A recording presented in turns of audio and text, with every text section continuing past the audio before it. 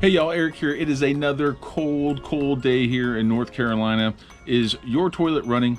Is your toilet not filling up after you flush it? Well, chances are you have to replace the fill valve.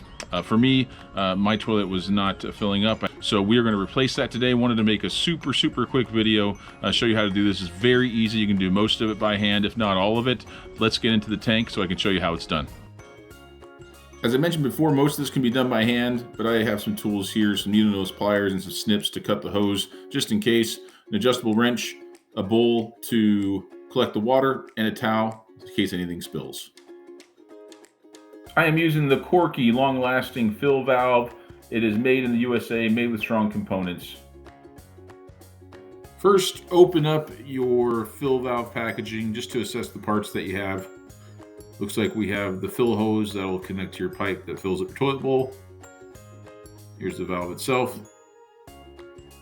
This one doesn't have a bulb.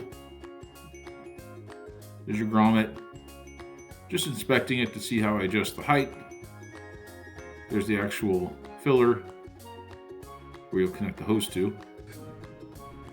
That's where the fill line is going to be. And this is how you adjust. This will be different for every fill valve, so that's why take a look at it before you start installing. There's a little nut. Test it, make sure that it screws on well. I like to connect the hose beforehand just so I'm not connecting it over the toilet.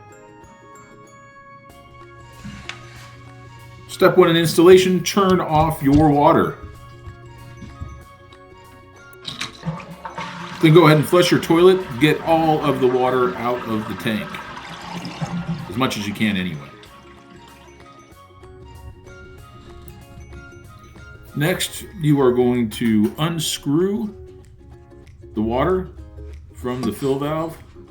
You should be able to do this by hand. If not, you can always grab an adjustable wrench. This was pretty easy to take off.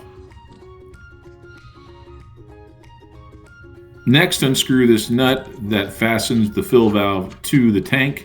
Make sure your bowl's underneath you to catch any water that might come out. With your bowl underneath the fill valve, gently pull it out. It should come right out though. There will be some water there. There's always some left over. Next, adjust your new fill valve. Make sure that it lines up with the fill line there.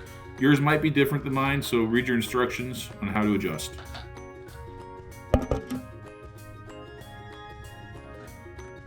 Next, take your nut and screw it in to fasten the valve to the tank. Make sure your nut's facing the right way. It'll usually tell you this side up. Make sure that it's hand tight as you can with your hand. Don't use tools on this one. Once your fill valve is tightened to the tank, trim your hose. This hose is going to be connected to the pipe, which will fill up your toilet bowl. Took me a couple times to find the right length. Just troubleshoot it. Do the best that you can. Now that the fill valve is connected, I'm connecting the water hose underneath.